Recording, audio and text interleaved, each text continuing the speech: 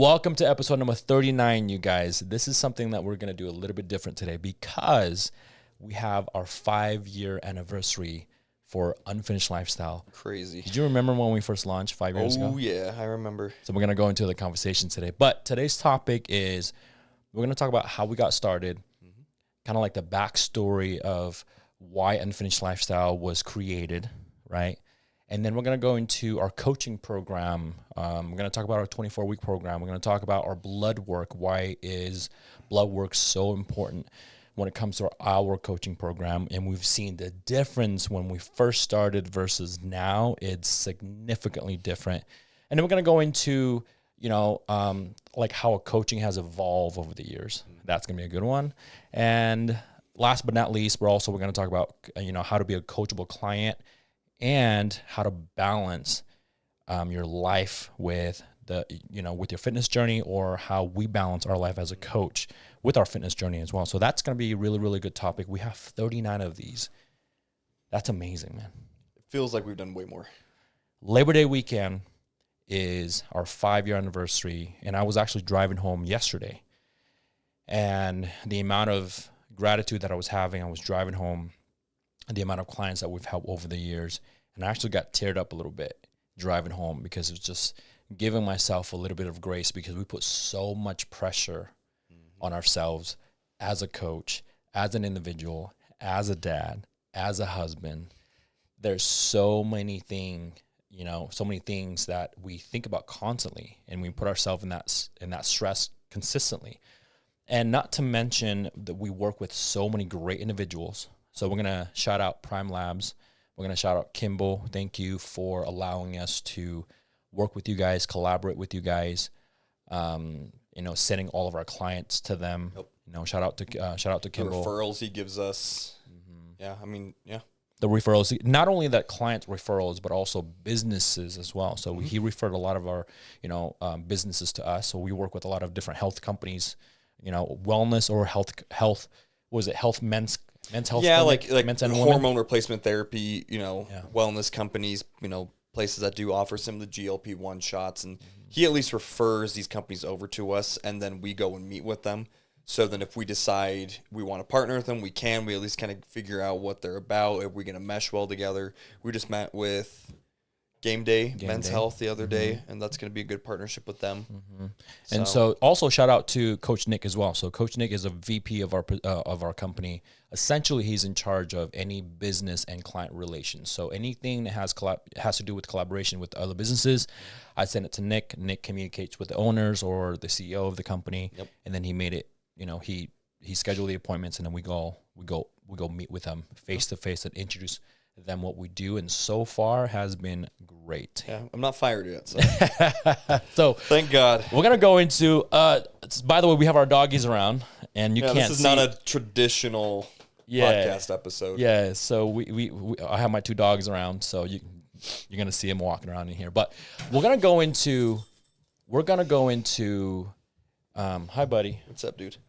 We're gonna go into how we got started. You wanna start? Crazy you want story. Me to start Holy with that? hell. Well, I just remember, so this was 2020, and I'll obviously let you tell the story and all that, but when COVID happened and lockdown happened, I didn't have a job because I worked at Netflix and the job ended.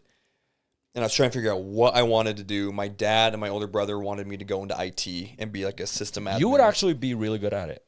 Because I'm a nerd? No, I mean, genuinely, you would actually. No, I mean, I love IT, right, and all that, and I thought about it, right, because it pays good, and they work for the University of Utah. I would literally be on their team, so my dad and my brother would be my coworkers. I know all of their coworkers. Their boss is a good family friend of ours, so it's pretty much I just have to apply, and I'm gonna get the job. Yeah, great pay. Since lockdown happened, March 2020, they have never been back to the office. The U.S. said it's full-time, like you guys are forever going to be working at home. Yeah. So I was thinking about it. I'm like, yeah, that sounds kind of nice. And then as I'm going through some training with my dad and learning some new things, and I remember just sitting there and I'm like, if I stare at this fucking computer screen for another 10 minutes, like I'm going to smash it with my face. I couldn't just sit there and do it. And so I'm like, okay, so maybe I don't want to go into system admin like what they're doing. and all that, even though I enjoyed it. And so I remember thinking like, well, maybe cybersecurity, because I think that'd be kind of cool. So I started looking at that, and at one point I did actually get Scrum certified to be able to do like project management and Scrum projects through IT and all that. And then I was like, yeah, I don't want to do that. Started looking at cybersecurity, went on to like these, that EDX website, you can take free courses, and started doing cybersecurity. And I was like, yeah, no, don't want to do this. And then, I went to school for physics, so maybe I'll just get back into physics. Shit, can you guys believe that? Theoretical physics. I helped write a book. It's called Einstein's Intuition by Thad Roberts. Check it out. None of you are going to understand what it is. You're going to think I'm ridiculous, but it was really fun. Your family call you who? My family would call me Sheldon when I was in college. Theory. From Big Bang Theory. And I'm like, you fucking kidding me? It's relatable. Look at him. Okay. Hold on. I'm a buffer Sheldon. So I remember 2020 was, it was actually good at the time because you weren't coaching, but I was coaching at the time. My roster went from, I think, 15, 20 clients to like 35. Well, because people were getting stimulus checks. So let me talk about that. So what we did was we figured out, okay, so $1,200 per person. What if we do $1,200 for a 12-week program? Mm-hmm. And we were cashing in on those individuals. And it's not that we're taking advantage of the people. We are taking advantage of the system because that's essentially kind of like what we charge anyway. Yeah.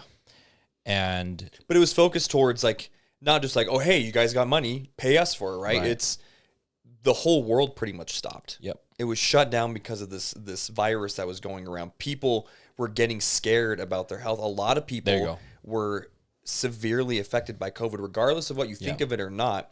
I mean, I know I have a good friend who I played soccer with, and his younger sister passed away from it. I know people whose parents passed away from it, people who were like hospitalized, severely, affected by COVID. And so it was an opportunity to tell people, sure, you have this extra cash, you use it for whatever you want to do, but let's make our program affordable. That's what you guys are doing, because this is a way for you to focus on your health. What better time to focus on your health than when the whole planet just came to a fucking standstill and was shut down? We took advantage of the situations, and we realized that there's so many people that need a coach and wanted to improve their lives, and everything was shut down. So that was scary. And we were so upset that the gym shut down for a whole month, but the liquor store was not. And I kid you not, it doesn't make any sense. I understand the gyms has a lot of germs. I get it. You're touching stuff, you're working out, you're sweating. I get it. But why does the liquor store need to be open? Come on, man. So anyway, that's another topic. But long story short, later that 2020 Labor Day weekend, months before that, leading up to it, my wife and I were talking about possibly opening up our own company. And it was scary because we don't know anything about it. I've never owned a business before, and we ended up jump starting it because there was a situation that happened with the other company that I was working with, which I'm not going to go into detail with that. Him and I are the beef is over now, but it didn't work out essentially, and there was a lot of morality things that happened that I didn't really agree, and then we jumped ship into calling Nik, and then I called another person at the time, which is no longer with us, but I called Nik, and I was like, all right, bro.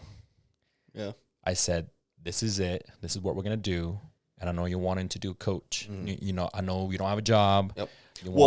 I became a coach because the prior company pulled me in one day. I came to work out, and the company that we were with before pulled me into the office and said that they had an abundance of clients. Yeah. They overflow essentially, and asked if I would want to become a trainer and work for them and essentially just take on all these clients immediately. And so I thought about it, and I was like, okay, yeah, I think that actually might be something I want to try. So I got the certifications, went through all the training for it and all that. And then came and said, hey, okay, like I'm certified, I'd love to come in and try to figure out work, or what does that look like? What are next steps? And then they were like, oh yeah, there's not enough room here. Sorry. And so we're saying, they're like, so what the hell am I supposed to do? I just paid this money, went through all of this training, decided this is what I want to do because I told myself the next job I get will be my career. I will do it forever. So if it was, picking up dog shit. Okay, I guess I'm a pooper scooper for the rest of my life. If it was McDonald's, I'll be the best fucking manager McDonald's has ever seen. You'll be a good manager for sure. Well, that's all I did prior to this was management. And so I called you. I remember I was driving home. I think I was driving home from Vasa because I remember exactly. It was actually the exact intersection you were at when you got in your car accident with the Tesla. It was literally that same one. And I remember talking to you on the phone, and you're like, "Sorry, dude. Like, there's nothing I can do. If they say there's no room, there's no room. You might need to look into getting your own office and just doing it on your own." Yeah. And I remember thinking about that too. I'm like, dude, how the hell am I supposed to do that? Like, I thought I was coming to an already established company, and I have no business experience either. So yeah. And so we fast forward a couple of months after that, and we decided to create Unfinished Lifestyle. Jess and I, we came up with the name because that year I competed and I took second again. Yeah. And the thought process of that. So if you guys must know, this is how I come up with the name. Okay. At the time I kept taking second place in my men's physique competition. And we had just competed that July. We did that July in 2020. That's right. The first Wasatch Warrior. And I kept saying, at the time I didn't know I wanted to do this. Right. And at the time I kept saying, man, I have unfinished fucking business. Right. Thinking that I want to go back, winning shows and and that's how I came up with the name Unfinished Lifestyle, because at first it was like, well, unfinished fitness, unfinished this, it just resonated with me so much that, essentially it came from this not sort of vengeance, but the emotion behind me losing again, 2-3 times in a row and not taking first place. And I kept saying unfinished business. I have unfinished business. And then when I came up with the name, it was Unfinished Lifestyle. And that hit me. I was like, well, we wanted the name to not,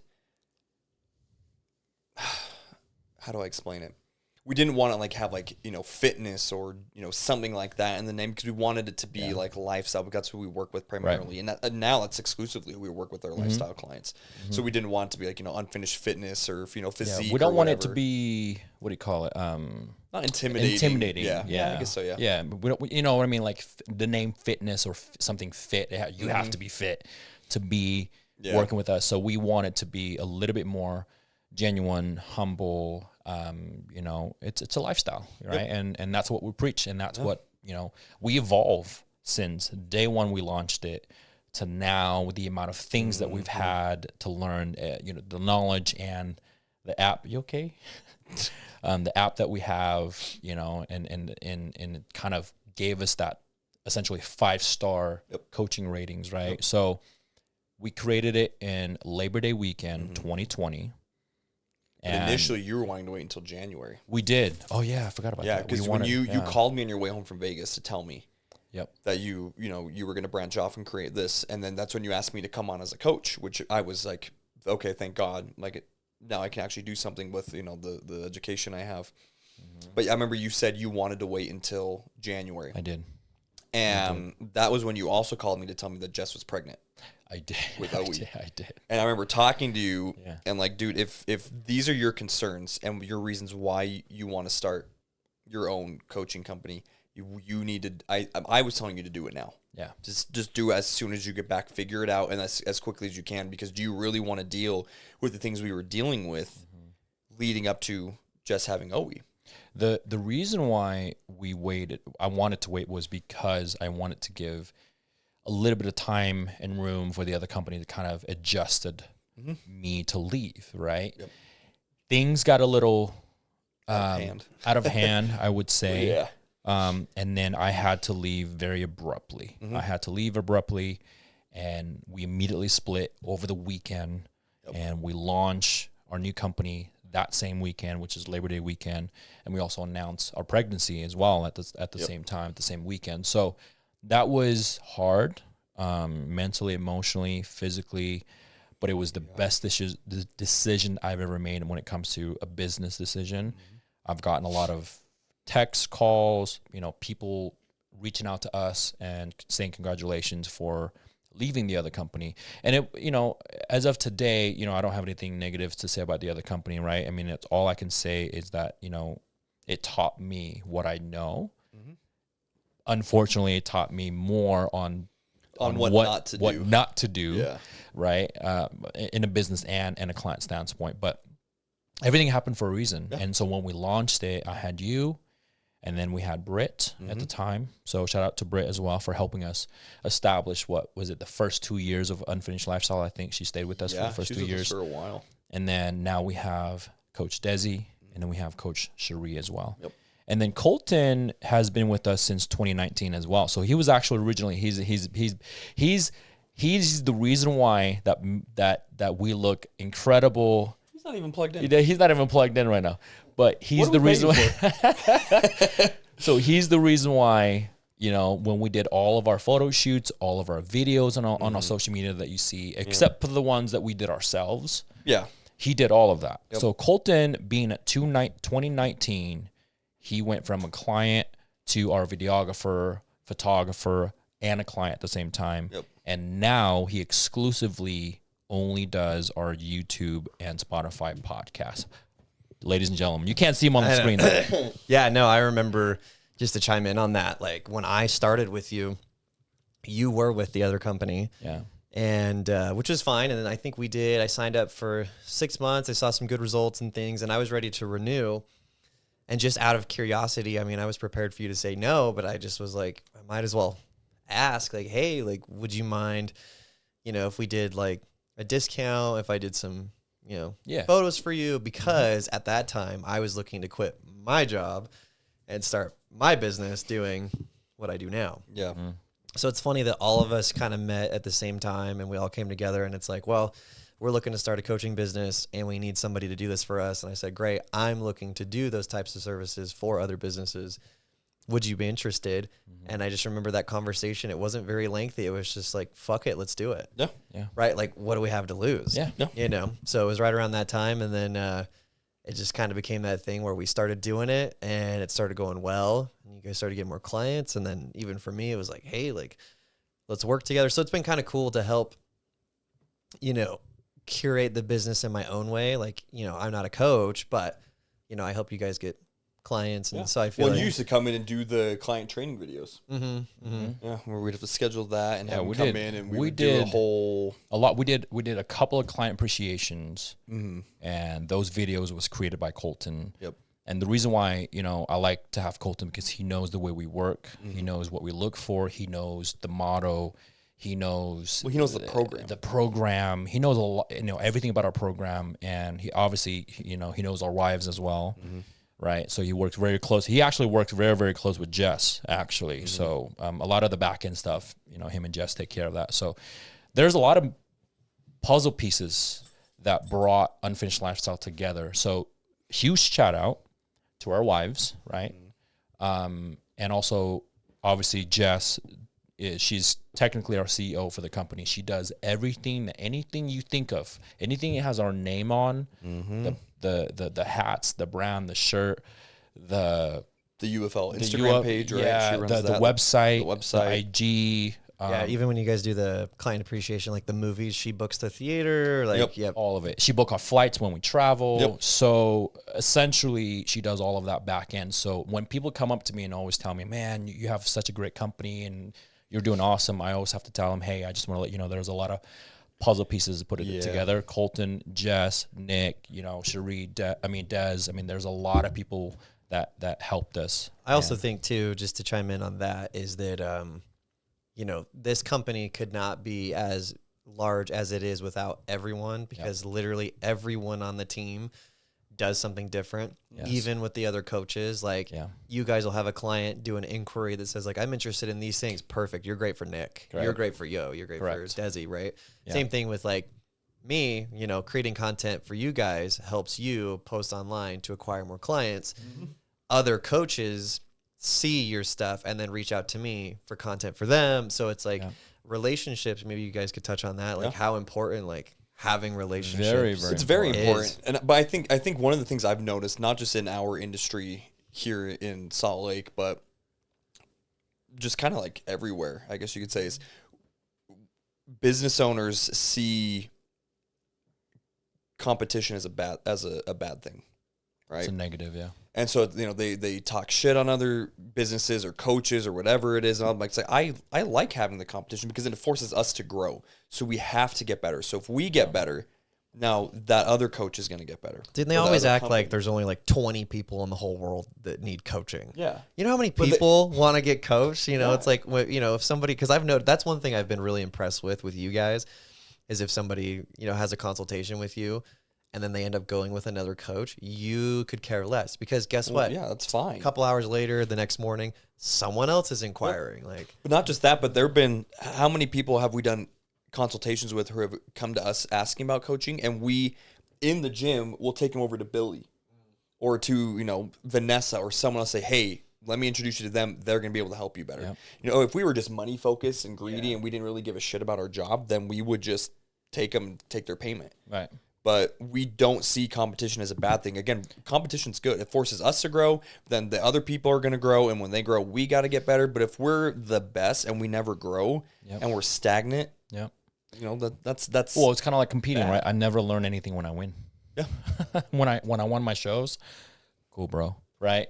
Great. I won. Yep. But when I lose, man, Colton knows. When I lose, it's like, what am I not doing? Yep. What am I doing wrong? What can I do better? And then it's so many things in my head. It's the same thing. I take that same energy and I apply it to the business as well. Yeah. Well, I remember, was it 2022 when you competed in October? Or 21? 21. And you took third. And I remember that was the first time I met Brandon. And I remember you came out into the lobby at the high school and I could just see you were pissed. Yeah, I was. And I think it was the next day you called me and you're like, hey, we're going to Vegas. Yep. You and I, yeah, you came with me. Well, yeah, because Jess couldn't go. Yeah. And all let's say I remember Johan's like, hey, we're you and I are going to Vegas in like 2 weeks. I'm like, for what? He's like, I'm competing again. I'm like, oh shit, okay. All right, we booked our flights and we went. And guess what? You took first. I did. And we 3 weeks later. 3 weeks later. Yeah. We ate whole ass pizzas. It was great. We went to the little convenience shop at the hotel and just bought like 5 cup of noodles. Yeah, it was great.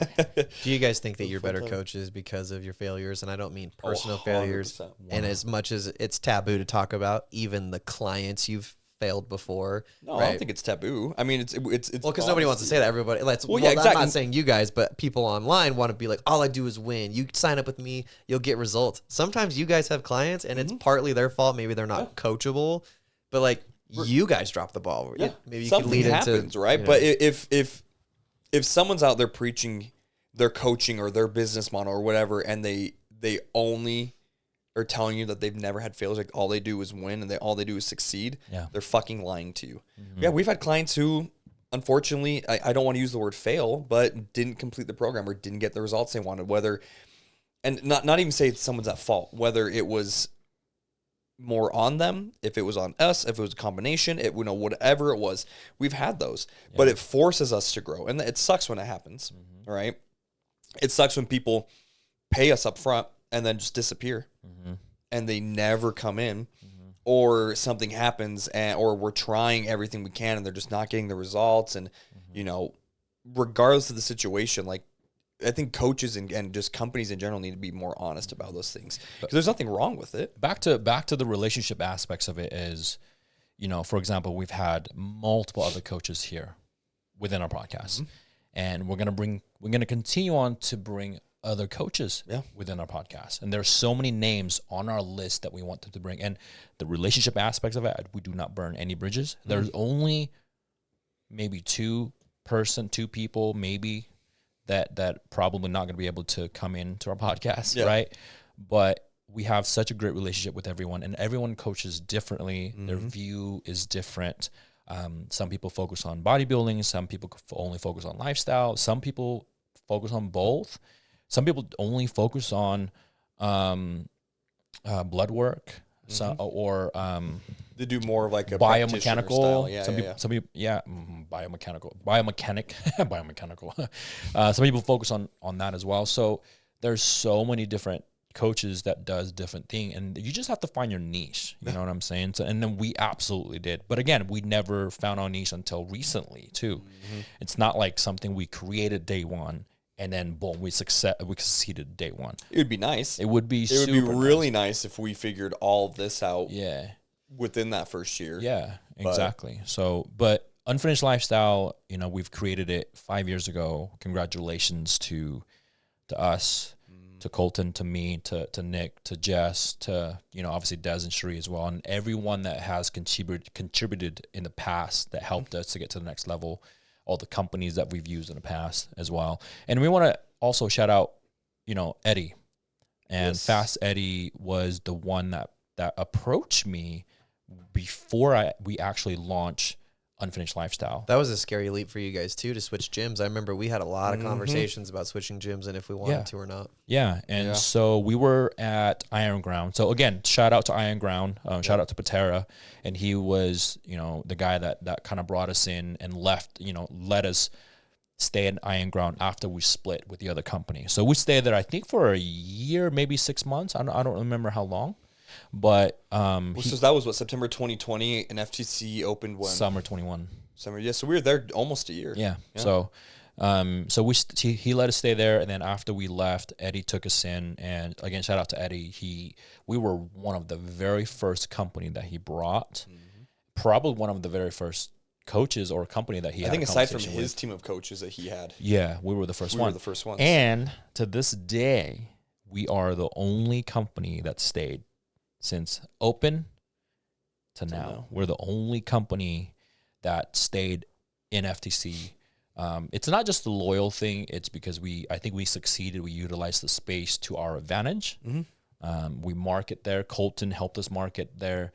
We've got a ton of reels, a ton of client transformation at that gym, and we still work there now. And so, I do like what Eddie said though. I remember there was one time he stopped by Iron Ground and we were talking in the lobby, and I remember specifically him saying like one of the reasons that he wanted you guys to go is I remember him saying, I like what you guys are about. And he's like, I think that's the type of culture and energy he wants at the gym.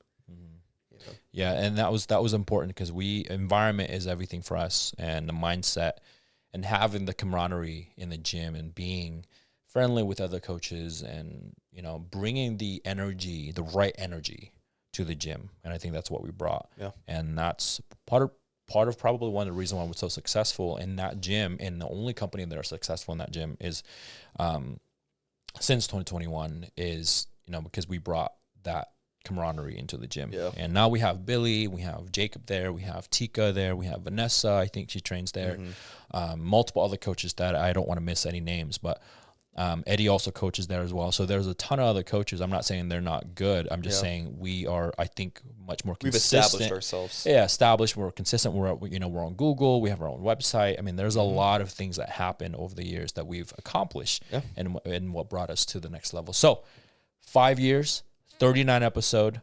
We launched our podcast in 2023 in May or June, if I remember correctly. I think it was May. Right after, yeah. So right after my first show, right before my show that I won here in Utah. So May 2023 when we launched our podcast. Now we've done 39 episodes, and all 39 episodes has been filmed and recorded by Colton. And I think Nik is majority of the those first few we tried to switch. We tried to bring Peyton in. Yeah. Marjorie when she was still with our team. Des came in and did a couple. You and Jess did the first one together. We did. I think since then it's just been me. Yeah. So we wanted to make sure everyone had an opportunity to come in and bring their clients, and we still have clients that we're wanting to bring in now. Just as we're doing more episodes, we want to not just do clients, but do other coaches, do other businesses that we're partnered with. And now it's just. I think over the years we've learned that collaborating with other companies and other coaches is very important. Yeah. Well, I always go back to it, but when we started the company and I told my dad's biggest piece of advice that he gave me and to Johan was to never say no to a business opportunity.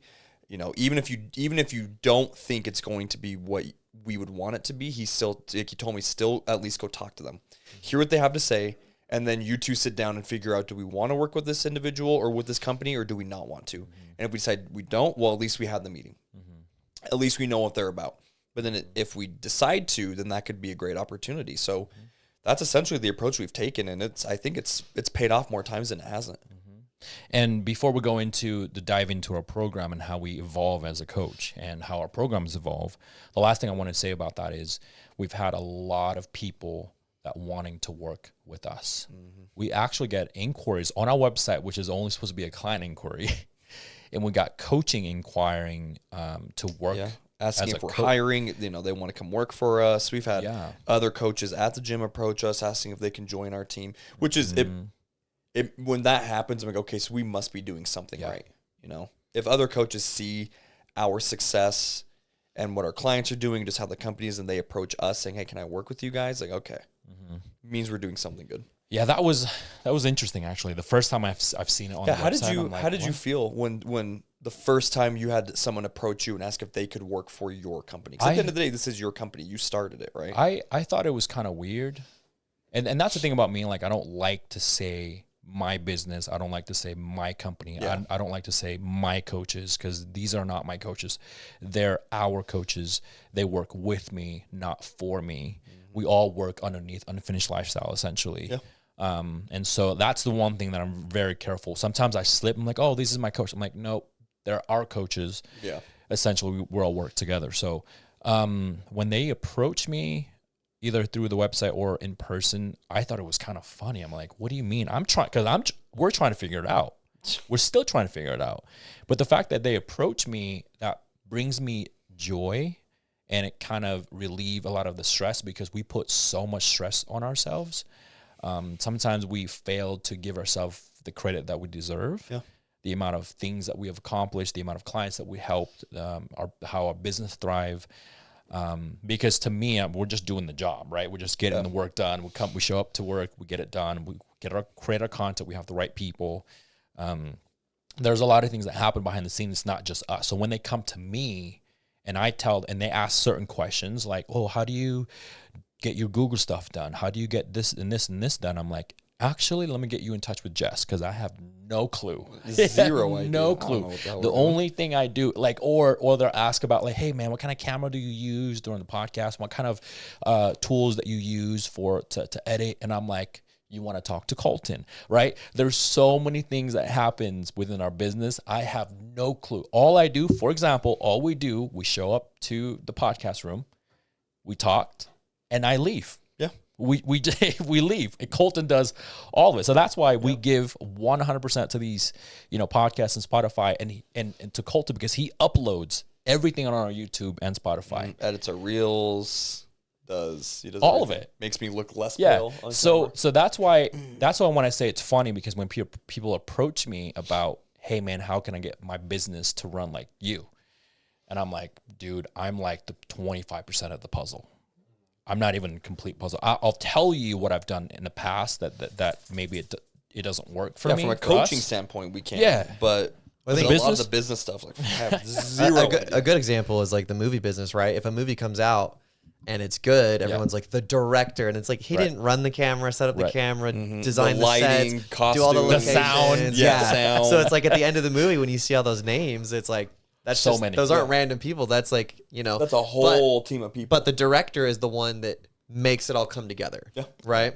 Yep. And so that's like I feel like that's what Johan does really well as a director. It's like, okay, this is what I'm looking for. And you can translate that to me so that I can help bring your vision to life. Yeah. Like that's really what leaders do. Leaders can articulate and convey their vision. And then everyone on their team is like, okay, here's where I can, step in and do that. Here's where I excel at that. That is a good one. Thank you for that compliment, by the way. If I can give one advice for the people that want to create a business, this would be any business. This is something that I've gotten from one of my mentors in the past as well. He said, if you want to have a successful business, you cannot be the CEO and the operator at the same time, which means you can't run it. You can't be the editor. You can't be a photographer. You can't do this. You can't do that, because how can you be, and you can't market at the same time, because how can you be the face of the company while trying to run everything else in the background? I can't balance that. For example, I don't know any bills. Okay. I don't know how much, I only know how much I bring in. I don't know how much our bills are. I don't know how much money I have in my bank account. My wife does everything back end, including paying Colton, paying the venues, paying everything in the background. I do not know how much money I have. And it's not that I don't care. It's just more or less of less stress that I have. If I can just focus on my clients and focus on being the face of the company and focus on me as a coach, focus on my bodybuilding career, make it simple. So if you want to own a business, you cannot do everything by yourself. You have to have a team to help, at least one person that helps you, kind of like having an assistant or maybe hire another coach to kind of help you does certain things. Like, for example, Nik in charges of all of our client, business relations. I don't want to deal with that, right? They come to me, I give it to Nik. They come to me about, editing and softwares or whatever. I'm like, hey, you want to talk to Colton? Like, I don't know. You just have to recognize where your skills are. Where my strengths are. Yeah. Because I think a lot of people try to do that, and I've had conversations with people like that recently where, they're like, oh, I'm trying to run my business, but like blah, blah, blah. And I hate doing this. I'm like, okay, well, have you ever thought about asking someone else that likes to do that or that is good at that? Because I'm going to be honest, man. And I don't mean this as like a dig, but if you tried to run the podcast, it would be terrible. It was so bad. It would suck. Right? We will be episode 5 now. But not even we that wouldn't be doing episodes. Yeah, we would do that. But like, that's why you have people like me and other coaches that do other things, and whatever. Because I remember when you asked me, you were like, hey, I want to do a podcast. Can we do that? And without question, I was like, yeah. And then I sent Jess. That's literally what happened. You're like, cool, make a Amazon shopping list and send it to Jess. I built up a shopping list, sent it to Jess, and she texted me back and said, "Kay, it's ordered." I remember that. Yeah. So perfect example. Yep. Like, I don't want to know anything. I don't want to know what kind of things we need, the cords, the microphone. I don't care. Give it. So Colton sent a list to Jess and Jess got it all ordered. I mean, over time, it was really expensive. All this stuff that you see, it's very expensive. But we didn't buy it all in once. We bought it in chunks, and then we put it together. And we actually hired, for example, shout out to Desi Mondragon. Shout out to her because I hired her to be a interior designer to design our amazing room. Yeah. So I'm gonna hire her again when we move our podcast to a different location. So what do we know about?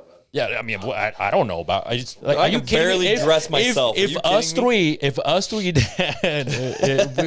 three design this room, I swear to God, it's gonna look like a. There would literally just be tables, like a table and like 2 chairs. That'd be it. There'd be like a photo of like Kramer on the wall or something. Yeah, it'd be like, oh, like what if we had like a photo of Arnold?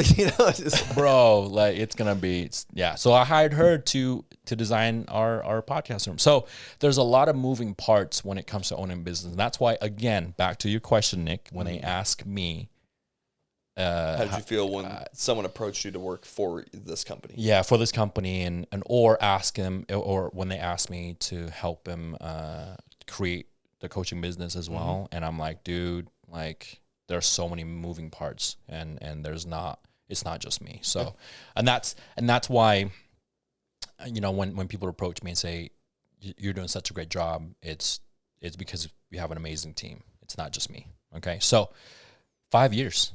5 years is a lot of time. 5 years we evolve as a coach. 5 years we evolve from a single person to a married man to a dad. Kid. To now Colton is no longer single. Sorry, ladies. Sorry, ladies. Sorry. I know. Yeah, poor. She is great. We didn't make the greatest first impression. No, we did not, and that's another story. But so 5 years. So we're gonna go into the coaching program and why we are so successful and what we did and how we evolve, and we're trying to be as detailed as we possibly can. So let's start with the 24-week program. And the 24-week program, essentially, we created that is because we've done monthlies before. We had clients paid us monthly. Yep. It doesn't work because our retention with monthlies are like complete garbage. I think our retention was like 20%, maybe less, right? And the reason why is because we've had someone come in, they pay us monthly, and then they're not serious about it because it's not expensive, because it wasn't expensive at the time. And then they quit after 3 months. And we don't really have a lot of time with them to make a lot of changes. So, and then we came up with a 12-week program, remember? Yep. I'm like, all right, cool. So we do 3, either month to month, or we do a 12-week program. You pay up front. Essentially, it's cheaper, but they're locked in for that 12 weeks. Again, we found out that it's not enough time. No. Because a lot of the time, they would do 12 weeks, and they would do another 12 weeks. So essentially, they would do 24 weeks program at a time, right?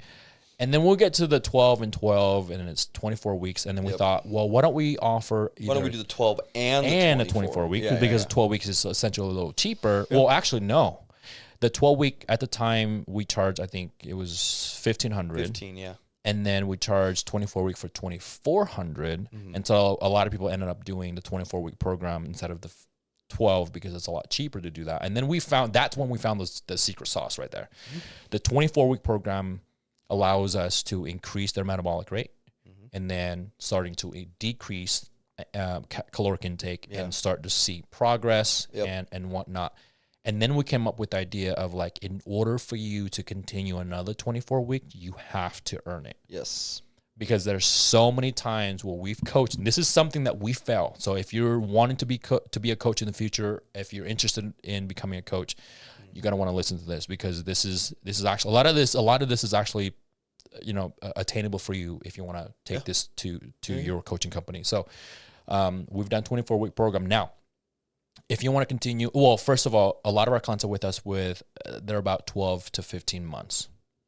They're average a year and a half. Okay. When we post our client transformation, they're typically about 12 months, 15, 18, whatever months, right? So it's not just 24 weeks. If you want to continue after 24 weeks, you have to earn it. So you want to explain on that? So at first it was, regardless of how, compliant the client was, right? How well they followed the program or how well they didn't follow the program. If they checked in, if they, regardless of that, if they said, hey, I want to renew for another 24 weeks, we would just say, okay. And then we would let them renew. I think not because we just wanted to get the check, because we wanted to get the cash. It was just because, well, okay, we want to see this to the end and get you that result. But then as time was going on, we started talking about it and we started using the phrase, you are our walking business card. So you represent our business. You represent our knowledge as a coach, our ability to help people. So then we changed it to, it's 24 weeks. That's it. No 12 weeks. And at the end of 24 weeks, you have to earn that right to renew. So as long as you're checking in, you're showing up for your in-person training or the Zoom calls with our online clients, you're texting us throughout the week saying, hey, this is where I'm at, just essentially you're doing the things we're asking you to do and you being compliant. Even if you have slip-ups and you're like, hey, some shit happened, I didn't follow the plan, for the last couple of days, I'm trying to get back on track. As long as we see you're doing your due diligence, yes, we're going to let you renew. It's not just physical. No, it's the mental, it's the emotional, it's everything.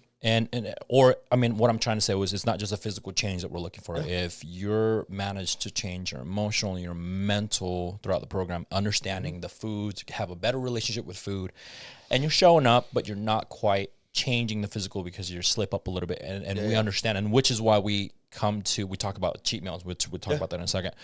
And so when we came up with the 24-week renewal idea, and we said, okay, they have to earn it. What happens as a coach, now you have clients that come in that pay up front for 24 weeks, and they're not going to waste their time. They're not going to waste their money. They're not going to waste our knowledge and our accountability for them to come in. Well, and taking a spot from someone else who would put in the work and make that transformation. And we've had people who at the end of the 24 weeks, we tell them like, hey, we love you, but you're not ready. Yep. So go figure out, handle, whatever it is that you need to handle, get yourself in a better position, not just, mentally, emotionally, physically, like whatever the case is. And then after that, you reach back out and we'll see where you're at and we'll figure it out. And they're like, dude, I'll pay you double. Just give me a number and I'll pay it. It's like, well, again, we don't want your money. Don't pay me to just waste my time. We need you to be making these transformations because, again, you are our walking business card. So if you're not making progress and it's been 6 months, 9 months, a year, and you're talking to friends and family like, oh, yeah, I'm working with, Nik or Yo on an Unfinished Lifestyle, and it's been a year and you haven't made any changes, now because they don't have the full picture, it's not their fault, but they're 9 times out of 10 going to assume, well, it's your fault. It's the coach's fault. They haven't gotten you those results, so why are you paying them? Why would I want to work with Nik? Yeah. You look the same. Yep. So that's why we do everything up front, and we tell you have to earn the right to renew because we need to make sure you are doing your due diligence, and we can do our job as a coach and as a professional to get you the results that you want. I was just going to say, I've seen from the outside looking in, moments where understandably so, you guys are like, well, I really want to grow my business this month, so I'm going to sign up this many clients. And then a few months later, you're like, I should have never taken that person's money. Yep. So I think you guys are quite a bit more dialed in 5 years in, and you're a lot more comfortable being like, you know, not even just, no, I'm not going to coach you. Maybe you're great for Yo or, you know, Billy, somebody else at the gym, or just flat out like, no, like, you know, the amount of money that you're going to pay me is not worth the hell that you're going to put me through and whatever. So I think that falls into that thing you said too, like being a coachable client. You guys, you know, you're interviewing them as a client just as much as they're interviewing you to be their coach. 100%. The consultation is very important. If you are a coach and you're watching this, so we talked about the client standpoint on the 24. Let's talk about the coaching standpoint. So if you're bringing in a client and they reach out to you, right? Hey, I was wondering about your coaching program.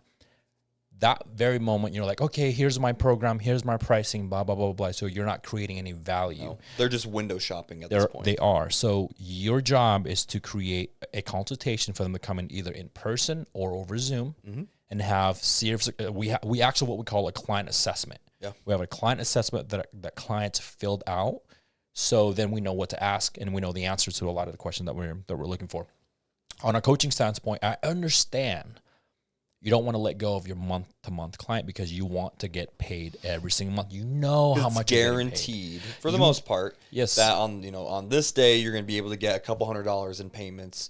So you have that stability, and we had that fear too. We did. And I remember when you transitioned away and you were telling me to do it, and I was arguing with you. I'm like, why would I do that? I have people paying me monthly. I know guaranteed how much I'm getting every month. But then same thing, it came back to bite me in the ass. They're not showing up. Yep. Or they would pay me monthly, take the meal plan I'd make them, the exercise program I'd make them, the supplement recommendations, like everything, and then they would just fuck off and they would just disappear. So now I wasted hours and hours and hours of work to get one payment, and that's it. Yep. So I know from a coaching standpoint, you don't want to leave the month to month. And I'm not asking you to completely transition from that to 24-week program. You have to ease your way into it. So you go month to month and then you do month to month to 12-week program. So basically that's 3 months. So whatever you're getting paid for that 3 month on the month to month, maybe discount a little bit so they can pay up front for 12 weeks. Good example. It's the same thing with the 24-week. So your 12-week program is essentially a little bit more. If you know, essentially it's cheaper to do a 24-week program if you sign up for the full 24-week program. And that way they're locked in for 6 months. You don't have to worry about their month-to-month pay. You don't have to message them, hey, it's time can to pay. Can you pay? Send a Venmo request, they don't pay it. Send them a Square invoice, they don't pay it. And so it's just, I used to have client pay on the first, remember? Yep. The 1st and the 15th. Yep. And then I'm like, I do not want to do that anymore. So, and shout out to Justin D. So Justin D, he's now in Vegas. He is working in the gym called the Dragon's Lair. He's one of the smartest coaches that I've ever, conversate with. And before he moved to Utah, before he moved from outside of Utah, and he was the one who told me about 24-week upfront. And he's been coaching for 20 plus years at that point. And when he told me that, and same thing, same reaction, I was like, oh, there's no way I'm going to get a client that's going to pay me 24-week upfront. And little did we know. We do.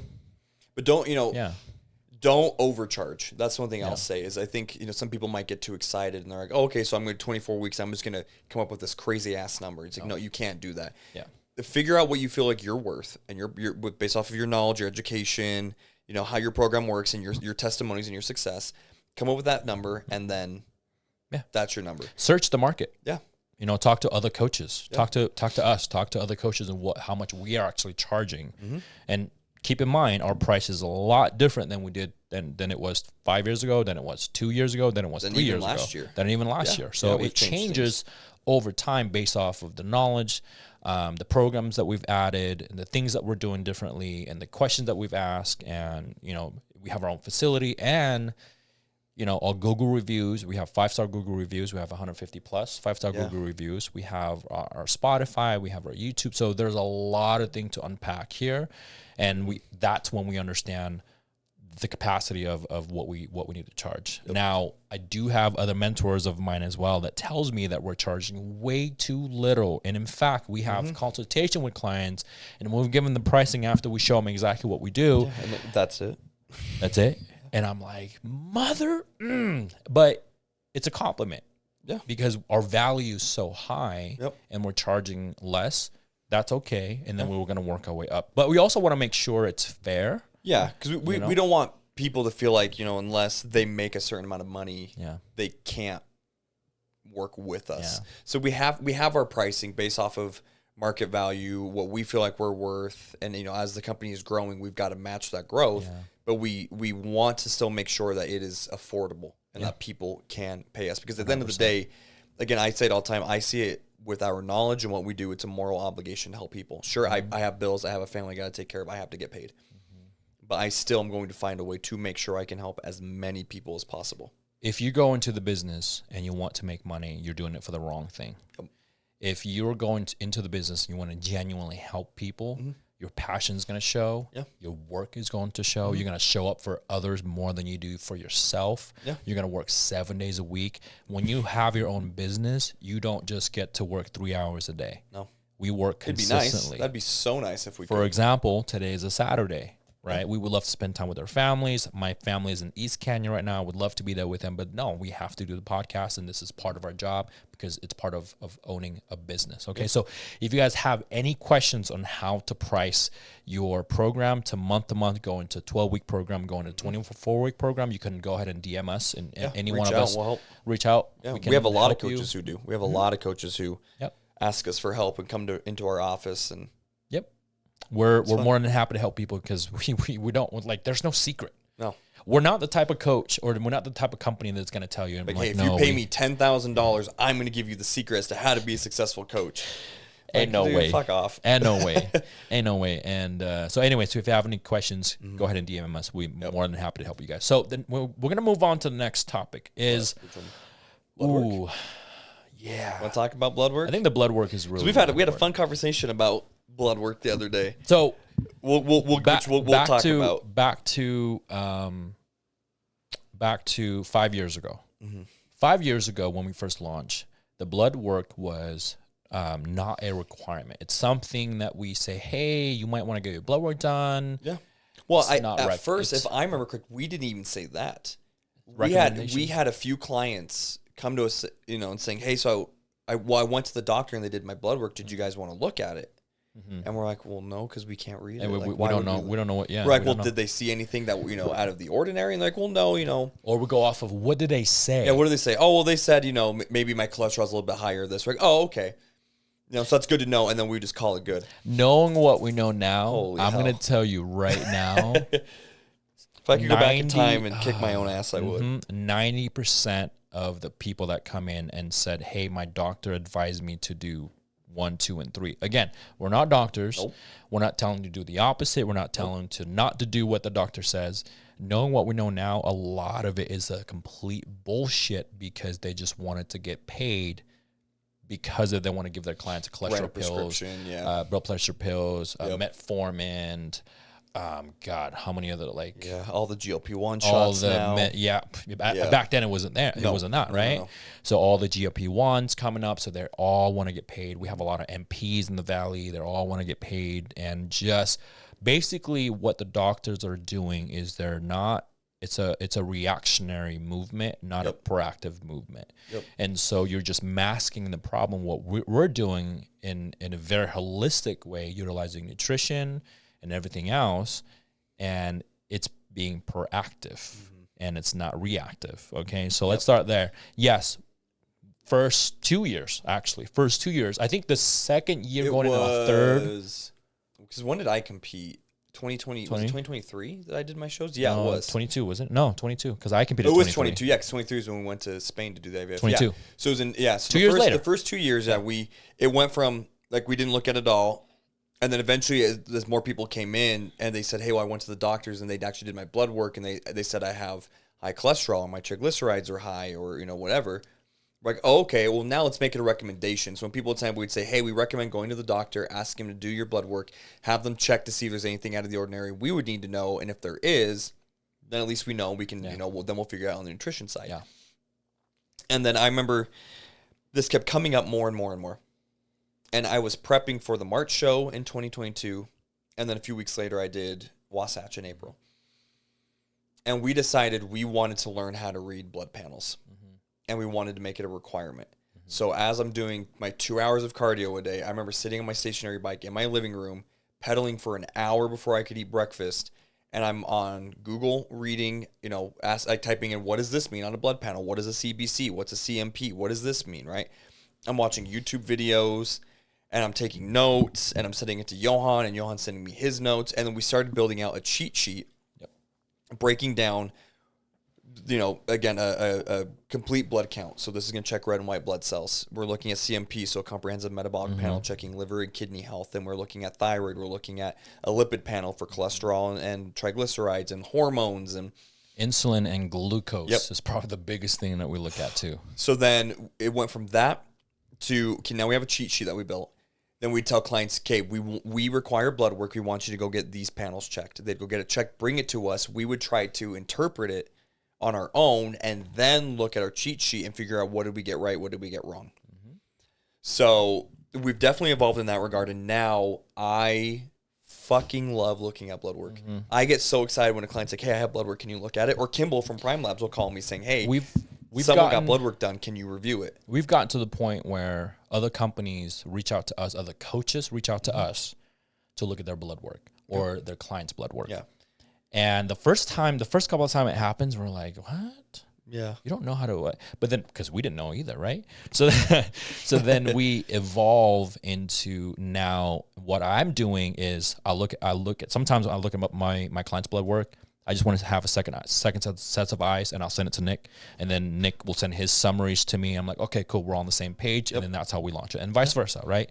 And it's a lot of it is just understanding that we letting go of the ego, letting go of the ego of Mr. Know-It-All to understanding, hey, how can we help clients even more than just looking at their physical being.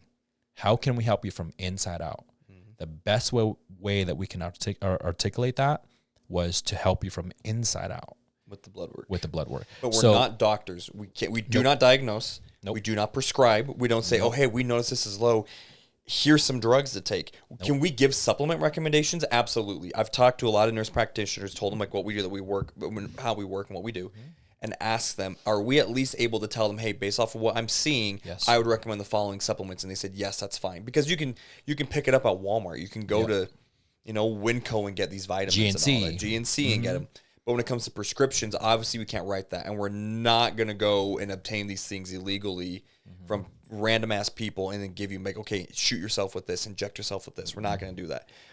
So we have to be careful with what we say. Yeah. Literally verbatim. I say, hey, I have to be careful with what I say, and these are my recommendations. So I think you should go see so-and-so. You should go to this doctor. You should go visit in this clinic to make sure. And by the way, over the years since 2022, we've also consulted a bunch of other nurse practitioners on what we're doing and how we look at blood work and what their take on the blood work. And it's surprisingly, we're like, man, we nailed it. Yeah, we nailed it. So, and we've had one nurse practitioner that had come in the past within our podcast and to kind of explain a little bit deeper on the GLP-1s and explain a little bit more deeper on some of the medications that they're doing and that they're offering. And we learn a lot of those things from having those close conversations with these nurses, or doctors, But again, the reason why we do it, and this is the conversation that we had a few days ago with one of our friends.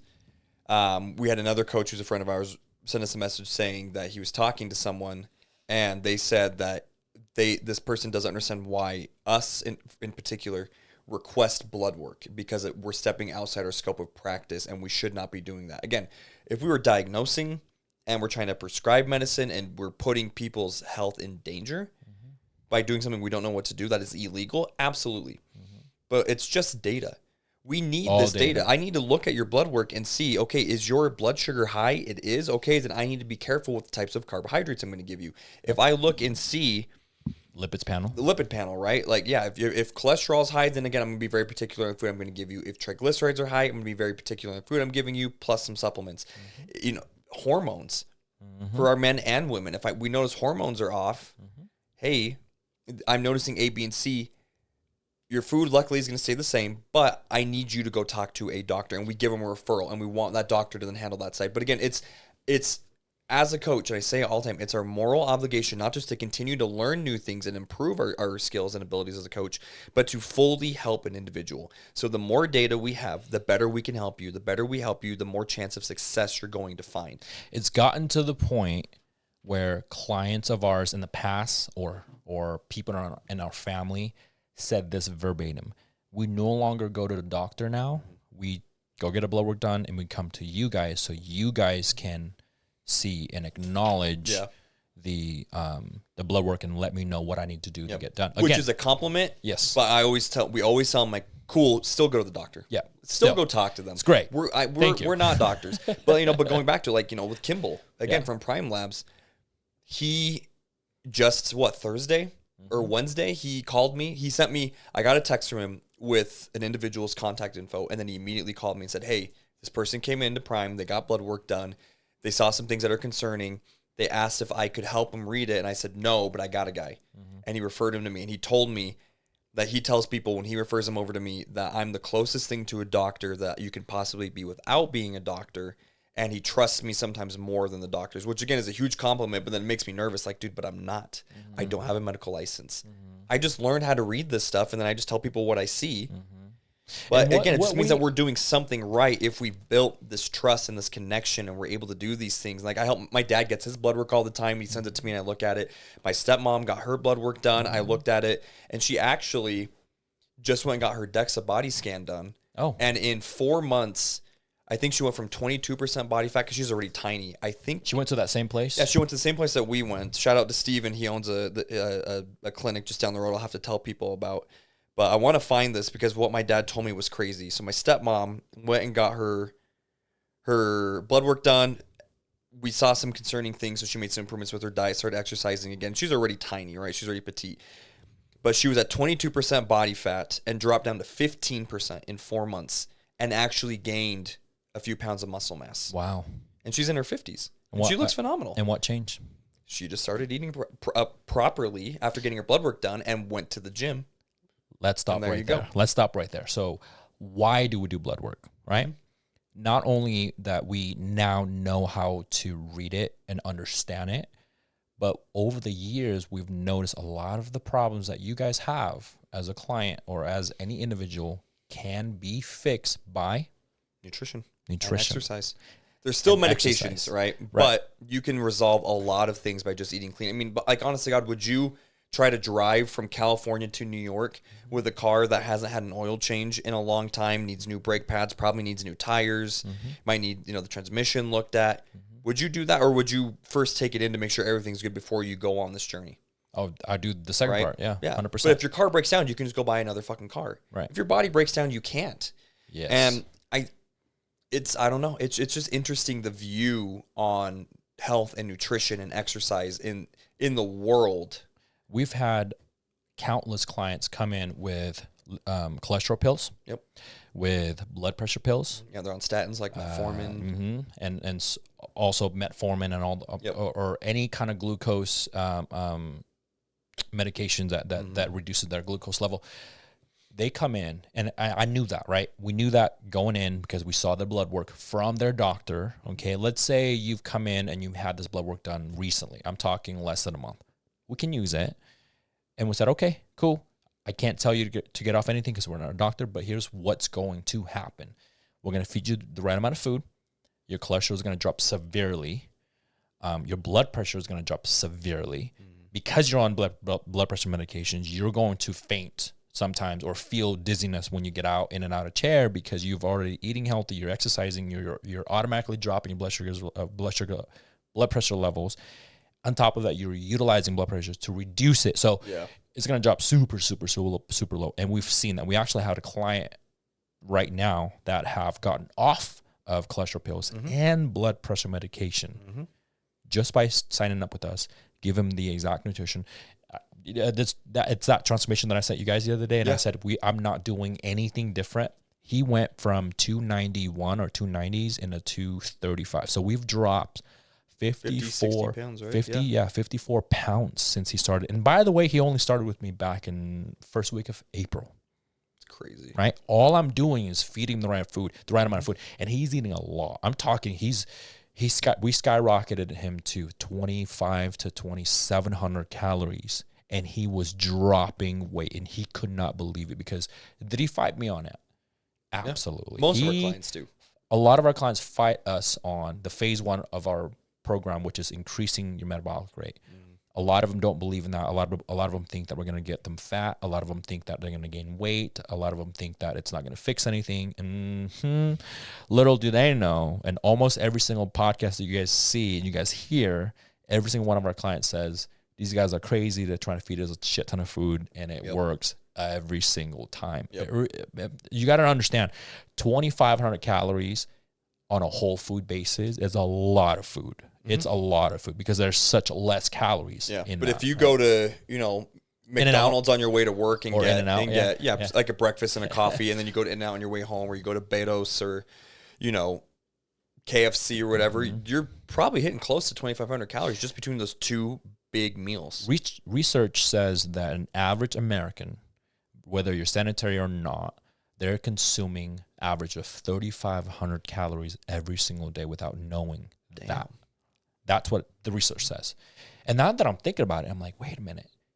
If they're consuming, I don't know, 50%, 6% of fat from that calories, it's easy to get up to that amount of calories. So we don't know you don't know what you really consume or how much you're actually consuming until you actually start, quote unquote, I hate saying this, counting calories. We don't count calories.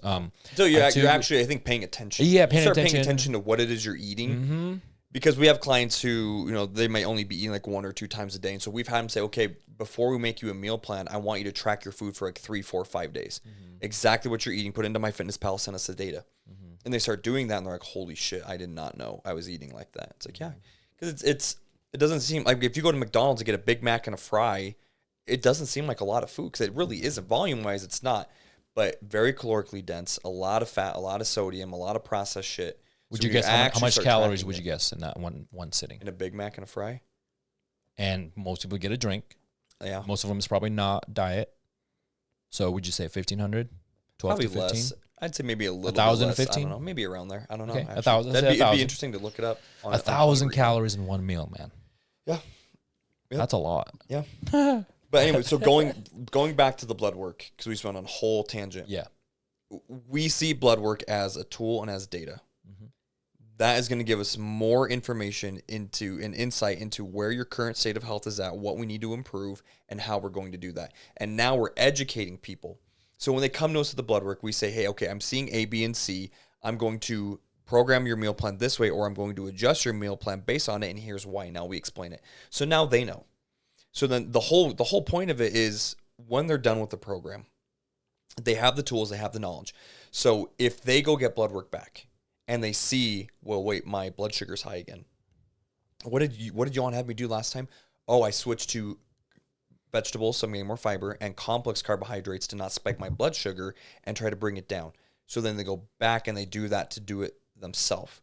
Our whole thing is we want to make sure we collect all the data to build the program and the knowledge to give to the client, so when the time comes that they decide they are done with our program, they know what to do for the rest of their life. We want this to be a sustainable approach to health and weight loss, not a crash diet where we're going to starve you. You're not going to eat anything for 30 or 60 days. So you're going to do all these crazy water fasts and take these fat burners and all this bullshit just so I can post you on social media and try to get 10 more online clients for $200 each. Exactly. That's not what we do. We can go hours and hours into blood work. If you guys have any questions on that, you can comment below and message any one of us, either me or Nick, and we can communicate with you guys and help you guys out. I mean, Yep. And if you want blood work done, again, shout out to Prime Labs. Yep. We have links that we can send you to schedule your blood work. They get your blood work done same day. Yep. So if you need blood work done or you're curious and you want to get it done, reach out to us. We'll provide you the link to go schedule it through Prime Lab. We don't get paid or anything. It's just a link to schedule it. And then if you want it to be read and interpreted, you can reach out to us. We'll have you come in and we can read it and tell you what we see. Yep. And talk about the next topic is, our coaching style has evolved over the years. And we're going to summarize that for you guys. So we talked about the month-to-month coaching. We go from month-to-month to 24-week program. And then we go from no blood work to blood work. We go from no app. We have our own unfinished lifestyle app through Kahuna, a company called Kahuna. So if you guys are coaches, you guys want your own app, Check out Kahuna's. Check out Kahuna's. And there's other programs too. It's not just Kahuna, but you can essentially go to them and let them know, hey, I want to create my own app, and they will obviously you have to pay for that to basically rebrand the same thing that they did for them to just your color scheme to your logo. It looks very, very, very professional. And I'm going to tell you right now, it's the same thing I told Nick the other day. Once we switch over, and we did this midsummer 2024, so we only had this a year, okay? We said, why did we do this a long time ago? It made our job so much easier. Because we would have clients send us their check-in. Every client is required to check in weekly. For the most part on Sundays, and then if we have in-person clients, we have them check in the day they come in. But they'd be sending emails. Yeah. So now on Sunday, my phone's blowing up because I'm getting like 35 emails. Yeah. And I'm like, holy shit, now I got to go through these emails and do things, right? And then it was like, let's create a Google Sheet, which was great because we could house it in one area. Oh, I forgot about that. But then we had Google Sheets, and it's like, holy shit, now I have a Google Sheet, and then I go through the check-in, then I have to lock that sheet so they don't edit it, and then I got to make them a new tab within the sheet, and that was just getting a pain in the ass. And we talked to Brandon. Yeah. So Brandon Rollshot out of Vegas, thank God. Thank you for telling us about these freaking apps.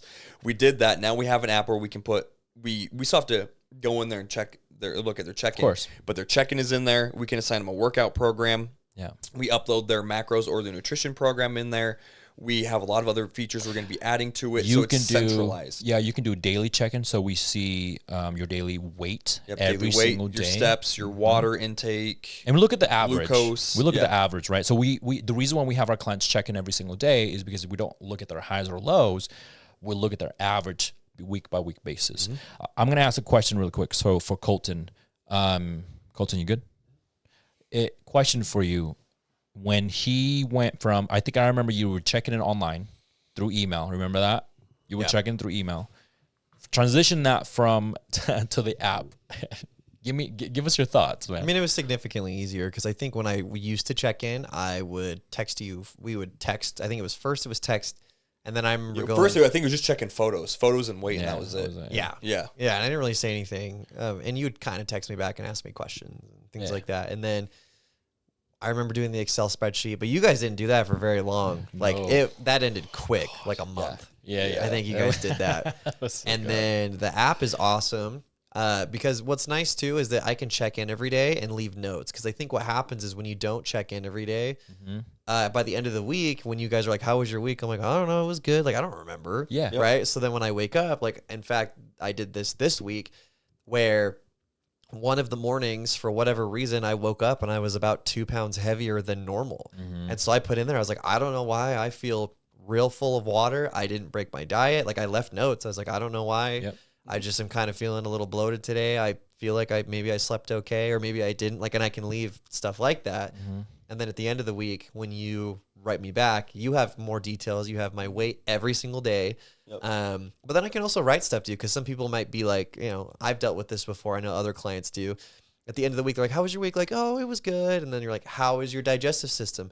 It's good. Like, you don't remember every single time that you poop. But then sometimes, when I leave you notes, I'm like, I'm really constipated today. And I haven't had a movement, which would explain the 2 pound increase or the 1 pound increase. Because some of it's probably water. Some of it's leftover food from dinner. Because I ate at 10 o'clock instead of 6:30 or 7. Like, but you guys can track all of that. Because I remember before we tracked all of this, there would be conversations like, why the hell are you 2 pounds heavier today than you were, blah, blah, blah, blah, or last week, like you're a pound heavier last week. So it's just way more data for you guys to go off of. Exactly. Just like with the blood work, it's more data. We found a way to centralize everything, almost automate it in a way, but then just collect more data so we can better help. But I'm also being coached better too. Yeah. Because of the data. Yep. Instead of just like, well, let's try this. And then you waste a whole week of like, well, that didn't work, or whatever. You guys can, coach me in a much more specific way to myself. And the other thing that's nice too is that, with check-ins and things, you'll just message me directly through the app. Yep. Hey, just reviewed your check-in, saw this, that, and the other. Here's your new macros, blah, blah, blah. Or I'll get notifications like, Johan has updated your workout program and things like that, depending on like what you're doing. And so it's great. Everything is on the app. We make your job so easy, man. And you don't have to text us really. I mean, a lot of our clients do. Yeah. You don't have to text me, especially for our online clients that we don't see every single week. It's so nice. They're so detailed with their check-ins. Thank you guys. If you guys are watching this, listening to this right now, thank you. And it's been so nice for us. We centralize everything. And yes, we still do measurements for the in-person clients. Can we talk about the measurements? You have something?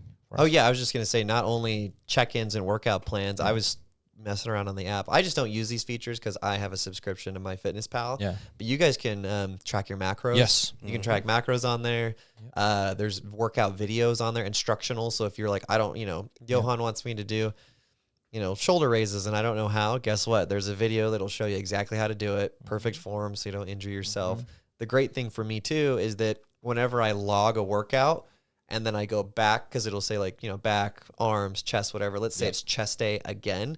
It'll show me my previous weight and reps. So then I know like to progressive overload and things like that. So it's nice to like track your progress, because how many times have you seen people at the gym with like a notebook and they're doing it with a notebook and stuff, which it works, but now you can do it on the app. And then next week when you do chest day again, it'll show like, okay, I did, on my 5th set, I did the 60-pound dumbbells for 10 reps. This time I'm going to try to do 65 for 8. Like you can, really track your progress. And then what's cool too is when I submit that, you can see that I've logged a workout. You can see all the details all of it in there. All of it in there. So yeah, the app has saved our life. It's made things so much easier. We should have done that a long time ago. But we've learned. But we learn.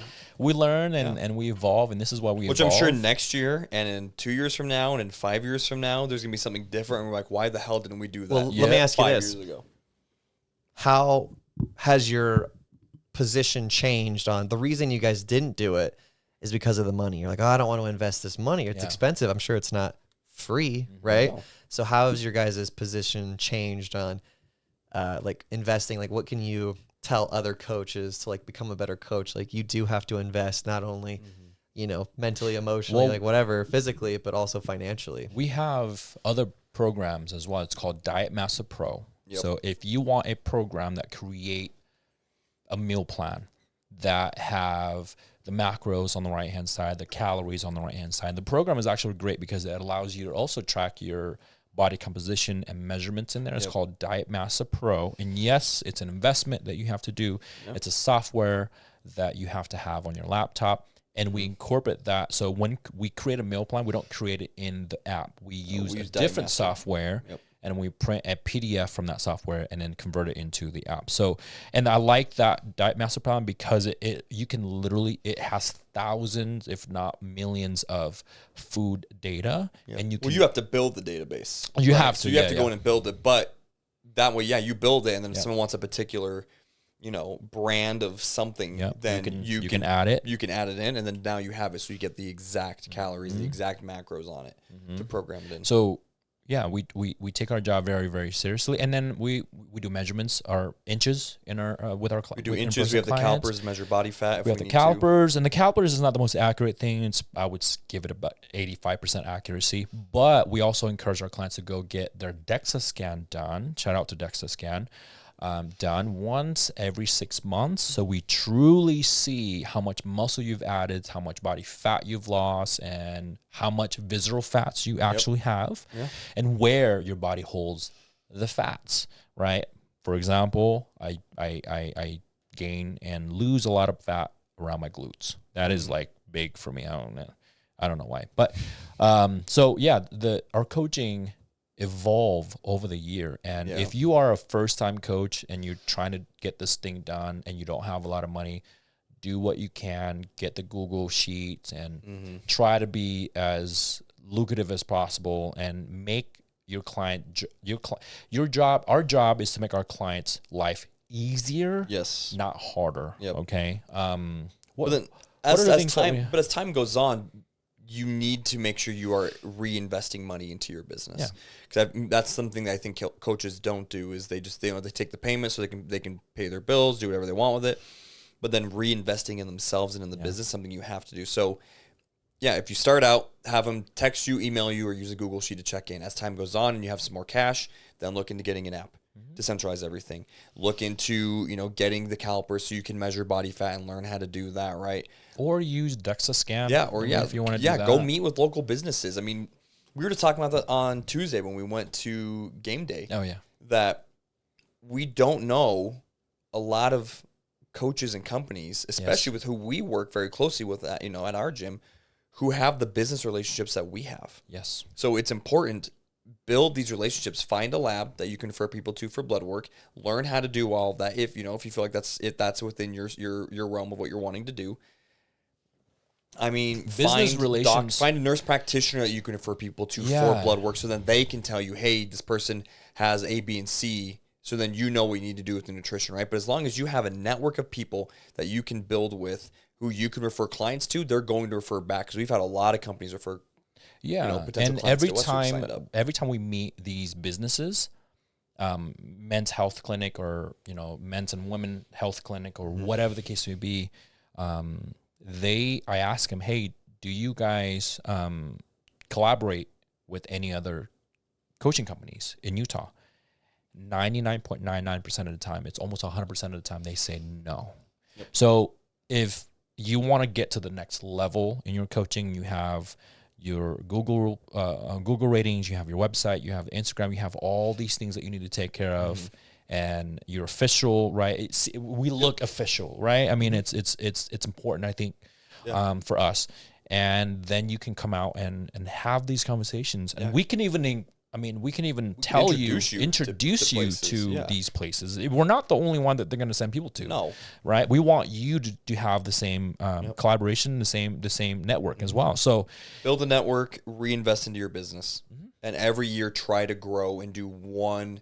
I mean, have all these goals that you're trying to hit, write them down, have the micro goals, but then I think once a year have one or two macro big goals that you are targeting so you can continuously improve. In terms of a business plan, right, or a business meetings, let's just talk about that. Every month we have a coaching meeting, or we have our coaching calls, we call it. The coaching calls is about an hour and a half. We want to make sure the coaches are aware of what's going on. We want to know if they need help with their blood work, their clients' blood work. We want to know if they're making any changes with their clients. Why are their clients stagnant? What are you not doing? What are you doing, right? We like them to share their wins. So if Nik had a great transformation, we want him to talk about and share about his transformation, how he get his client from point A to point B, and vice versa. I do the same. Des and Cherie does the same as well. And it's just, collaborative effort to understand, because Des approached things differently, Cherie approached things differently. We may not know some of the things that they're doing, right? And Nik does things a little bit different as well, and so am I. So we share those knowledge together as a team. That's what makes us so good at what we do. And then I would say quite often, me and Nik and I talk about our quarter goals for the company. Every quarter we have a goal, what we want to achieve, when we want to launch our Black Friday, what are we doing for the Black Friday, what are we doing for January 1st, what promotion we're doing for January 1st, what are the things that we can do for our community to make ourselves seen by other individuals other than our clients and referrals. How can we be bigger than we really are? And every year we do something different. I don't know if you guys notice this. Every year, my social media changes. I do something different. I add something different. Every year it changed because I wanted to try something different to see if it works, what doesn't work. And that's, can we talk about social media real quick? Yeah. I remember when I was talking to Nik, I'm gonna put Nik on blast. Oh, no. I remember when I was talking to Nik, I was like, bro, you got to start marketing yourself. You're very smart. You know how to use your words when we have these conversations, and people obviously know you, but you need to start marketing yourself. And how hard was that? How was that transition? I still to this day hate every fucking second of recording a video, putting my phone, you know, like in our office, I have the phone tripods. I put it on there, get my microphones hooked up, and start talking. And I'm like, dude, what the hell am I doing? My man can do your taxes, be a dad, be a husband, help you fight your cancer. I can describe the universe to you in detail, but I can't post on fucking Instagram. Can't post on. He can do all these things. Hey man, you should post on Instagram. Oh, I hate it. I just feel so awkward, and a lot of it is just, you know, my own insecurities coming out, or like imposter syndrome and all that. And a lot of people have that, so it's stuff I've got to work through. I think I've definitely gotten better at it. Way better. I feel a lot better about posting better on social media now, but there's still that hesitancy. I start recording something, like perfect example, my normal page that I use for UFL, I can record videos, like I'll talk about something and all that, but my cancer page, I don't have a single reel on there because it's a different topic. Yep. And I'm like, I'm not an oncologist. So if I want to talk about, like, you know, the differences in creating a nutritional program for an adult with cancer versus pediatric, because we were telling you this the other day, pediatric is a hell of a lot different. Mm-hmm. They require more calories. They require not just more attention, but I mean, they're still growing. So you have to take that into consideration. If an adult has an amputation through cancer, the nutrition factor doesn't really change. But for a child who's going through treatment and has an amputation, there's equations you have to use to figure out how much you need to feed them. Mm-hmm. And, you know, exactly to the T on protein, on carbs, on fats. Do you even need to give them carbs? What do we need to do to make sure they can still grow, to make sure their thyroid's working? So I want to talk about these things, but then I get in my head, I'm like, but you're not a fucking oncologist. I shouldn't be talking about it. So that's what goes through my head, and then I end up not doing it. So I'm saying this because one, I want people to know how my brain works, but two, not only can you two hold me accountable now, but anyone listening to this is now going to be able to go to my page to see, did he post a video? Can I chime in on that too?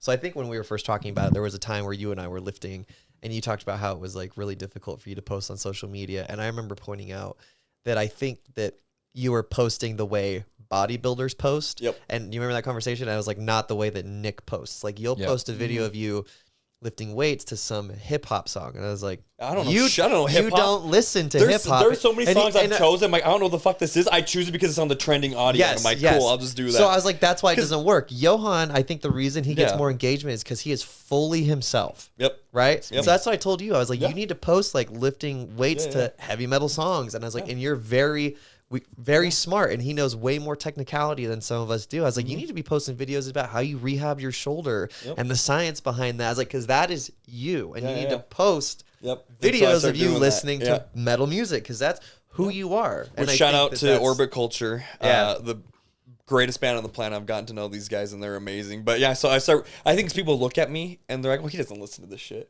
And then when you hear what I listen to, like, what the fuck is that? So I didn't want to put it on the reels or my videos or my posts, because I'm like, you know, sure, I'm choosing a trending audio because it's just an audio. But if I'm choosing death metal, Swedish death metal, and then someone is like, oh, maybe I'm interested in having this guy coach me, and then they hear the music, and it's just fucking brutal. They're like, what the hell is that, right? So again, it's me overthinking things. Right. I would just choose things based on what I see him doing because he's successful, or I saw someone else doing. So I would try to replicate that. But I honestly think, too, in my personal opinion, there's plenty of people. How many people do you see doing something that you have no interest in, but they're so confident in doing it that you're like attracted to that in them, like their page? Like, how many times are you like, I don't even know anything about this thing, but there's this guy on Instagram that does this and it's so interesting. It's because it's him. You're not even interested. Yeah. So that's what I'm saying about like you guys being coaching and stuff. I bet there's people that follow you that are never going to hire a coach, but they just love what you guys do and they love like, just your personality and stuff. Like, they're never going to hire a coach. They're not interested, but they speaking of that, right? So let's talk about how impactful social media can be. Mm-hmm. The first thing that you guys have to understand, if you want to be in the coaching business, if you want to elevate your coaching or elevate your business, period, it doesn't have to be coaching. Social media is a good tool because it's free. Okay. Mm-hmm. It doesn't cost any money. The second thing is, I like to say it this way. I don't post I don't really care what people think of me, because I post what matters to me. Yeah. And then I move forward. So what that means, when I post something, I'm already working on the next 2, 3, 4, 5 reels that I'm going to post the next couple of days. I don't even look at it. I don't even look at the comment. I'll go back. Maybe I'll comment on the comments to kind of bring up the algorithm a little bit. The engagement a little bit. But other than that, I could have 700 views. Yeah. The next one can have 3,000 views or more. Yep. It doesn't matter. What matter is posting on a consistent basis. And the most important thing to me is be authentic. Be you. Yeah. Because at the end of the day, you can be as smart as Nik, right? You can have the best looks out there. To me, it doesn't matter. This is my opinion. It doesn't matter because people want to work with me because of who I am, not because of how smart I am or because I have all these businesses experience and blah, blah, blah, blah, which helps. Yes. Right? The way I look helps because it's part of my selling point. But also, why do people want to work with you versus any other coaches in the Valley? Because of who you are. Be you. Be authentic. I love Nik. He loves aquarium stuff, but he doesn't want to post about that stuff because I make fun of him, which is I funny. will watch. I will. Which is I will. Funny. I'll start showing people what I do with my aquariums. Yeah, something. I'm pretty sure. I'm sure. One of my you get clients will.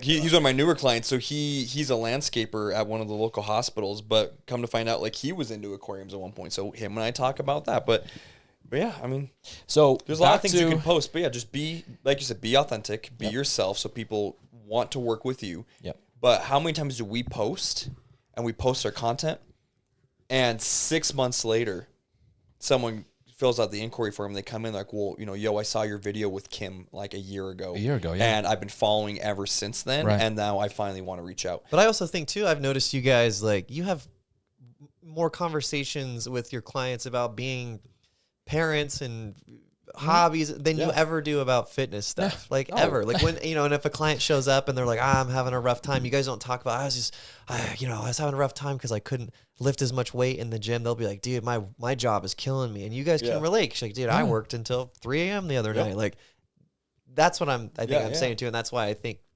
your company does well and why people like you is because, if they're going to do something miserable, because let's be honest, like, being on a diet, and I don't mean calorie deficit, just changing the way that you eat and working out, bro, it sucks. You guys have been doing it for years. It sucks. Sucks. You want to have a good time. Like, you guys want to have good times with your clients, and your clients want to have good times with you. So that it's not so miserable. It's not. It sucks. It's hard. No. Because if it was easy, then everyone would look like Superman or Wonder Woman. If social media was that easy and everybody would have 1 million followers, right? So I understand we are in this world full of judgments, a lot of noise, a lot of people's opinions, people's perspective. You don't want to post something and you have some random Joe come on there and talking shit. Regardless, I'm going to tell you right now, and I'm the perfect example of that. It doesn't matter what you post. It could be motivational. It could be your transformation. It could be your client transformation. You will always have someone shitting on your ideas, shitting on your post. So at the end of the day, let them watch. Do you. So that's on social media.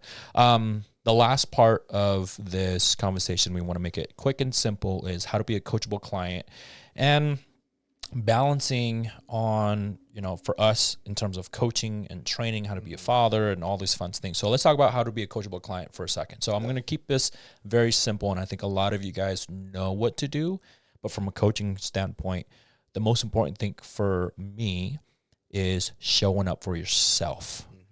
You come to us, when you come to a coach, it doesn't have to be us. When you hire a coach, walk in. It doesn't matter. I don't care if you train 5 years, if you've been training for 10 years. I don't care if you have any knowledge about anything at all. When you hire a coach or any mentors for that matter, walk in with an empty mindset, nothing in your brain. I just want you to absorb as much as you can. Can you have conversation and you have your own opinions? Absolutely. Have those conversations with the coach. Let them explain to you why they're doing what they're doing. Now, if they're not willing to do that, maybe you found the wrong coach. So might be something that you want to think about. But being a coach, communicating with our clients, explaining to them exactly why we do what we do is very, very important, because a lot of stuff that we do is data. Yeah. So we want to tell you what to do. So being a coachable client is showing up for yourself first. we work with a lot of moms, we work with a lot of dads, we work with a lot of business owners, we work with millionaires. We have multiple people. We have from 20-year-olds to 65-year-olds. Okay, so we work with everybody. The one thing that makes it so successful for them is showing up for themselves. That means don't care about what your family thinks of you, what you're eating when you do these gatherings. Don't get me wrong. We have cheat meals. We will give you a cheat meal if you need to, right? Anniversaries, Thanksgiving, Christmas, you will have those. But showing up for yourself is very important because as a mom, you do everything for everyone but yourself. As a dad, you put work first. You wake up so goddamn early. You get off at 5. You have no energy. There's probably a lot to it. Maybe your hormones off. Maybe you're not eating the right foods. 9 times out of 10, it's the wrong foods. That's why you don't have energy. And then you consume 2 monster drinks a day to have energy, which is not good for your kidneys and livers, okay? Showing up for yourself is very, very important. I think the second part for me is understand that this will be difficult for you. There's zero instant gratification when it comes to health. Zero. We can't help you lose 30 pounds in 30 days. We can't help you. We'll not give you any GLP-1s medication unless we absolutely need to. I think they're great. We're not against them. They have their purpose. They have their purpose, right? When people come in, they expect it to be easy. They expect it to lose 30 pounds right off the bat. It's not like that. Understand that you come in with an empty knowledge. You come in, you absorb everything you can, and understand that this journey is very difficult, but it's going to take very good amount of time. I think 12 months is a good time. I think it's a minimum. Because the thing that we tell clients is, you're coming to us after thinking about wanting to make these changes for, 6 months to a year, right? It wasn't like you just woke up and you're like, oh, okay, I think I want to do this. But you're coming to us wanting to make changes because it's been years, if not decades, of poor habits that have led to the position that you're in. Yes. You cannot expect, for example, if you've been eating like shit for the last 10 years, you cannot expect to change 10 years of bad habits in a month. Think about miles. 10 years you walk however many miles you walk in that 10 years. So let's say in a year you walk 50 miles, right? And you times that by 10. You have to understand you got to walk out of that valley the same exact miles that you walk into it. You can't walk 100 miles in and expect to leave in 20 miles. No, you got to walk that 100 miles in. In fact, most of the time, 100 miles in, you have to walk out 100 miles plus 50 more miles because of all the damage that you've done internally and mentally. You have a very bad relationship with food. You think carbs are bad. You think McDonald's, pizzas, all those things are bad. You Google things. You see what TikTok influencers are telling you to do. You're listening to Gary Brecka. Fucking hate that guy. And I love watching this, what we call it, shitfluencers talk about the only way that you can lose fat is eating this apple cider vinegar, which is a bunch of crap. It's a calorie deficit. Stop.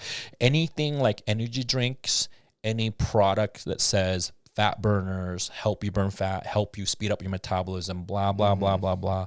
These are all false, 100%, because you have to be in a caloric deficit to lose body weight and body But fats. the people selling it are just influencers who are marketing a product that they're getting paid to sell, and they're prying on your insecurities. That's it.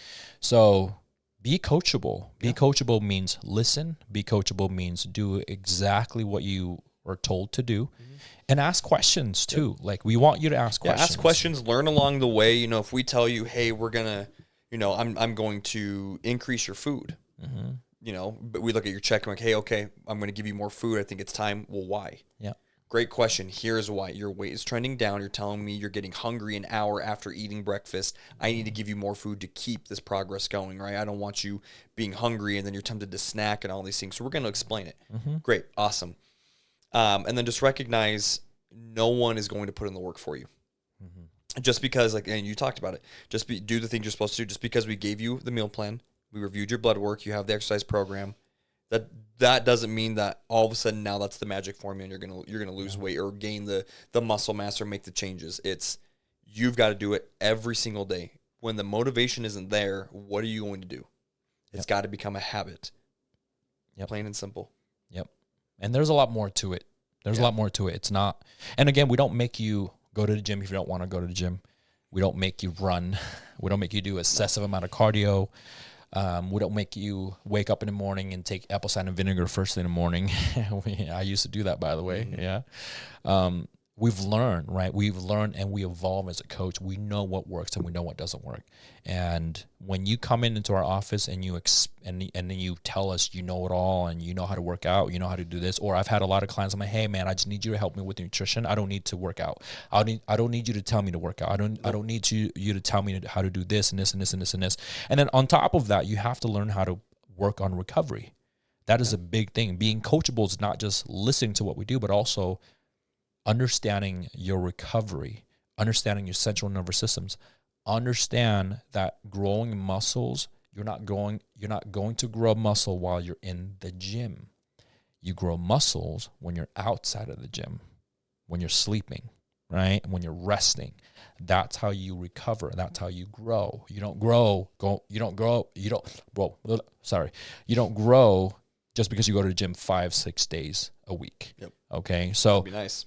Being coachable, I mean, we've seen clients. Be willing to learn, be patient, ask questions, understand that you're the only one who can make the changes. We can give you the tools, but you got to do it yourself. And I'm going to say this one more thing before we're done. Yeah. No one is going to save you. No one's going to tell you to wake up in the morning and go to the gym. No one's going to force you to eat what you should be eating. No one's going to force you to go to the gym. No one's going to force you to take that vitamins. To do the cardio, to do the meal prep, to say no to eating food at a family function because we're in the middle of a cut and we haven't programmed in that the cheat meal yet for that week, right? No one is going to do that for you. You have to do what it takes to get it done. You've seen a lot of incredible individuals that come on our podcast and talk about how they persevere on through the hard times while being on a deficit, being a single mom, working 2 jobs, still made it work. And I still have clients today and I love them to death. You know, I had a check-in the other day and I'm like, hey, how was it? You know, she lost weight, which is good. She's been trending, every single week on lower and lower weight, which is great. But I'm like, hey, how many times you go to the gym last week? She goes, 1. And then she's like smiling like this. And I'm like, and you're okay with that? Yeah, I just need to be better. And then I'm looking at the time frame and it's like, man, that was 20 weeks ago. Yeah. I've been working with you for 20 weeks and you're okay with just going to the gym once a week. Mm-hmm. If that's how you want to show up for yourself. And I said, okay, I think you could do better. But if you can make it once a week, you know what? It's better than 0. How about that? But you're good at your food. You're good at your recovery. You're good at your water. I'll give you a lot of points. Maybe you need to work on that little tiny thing.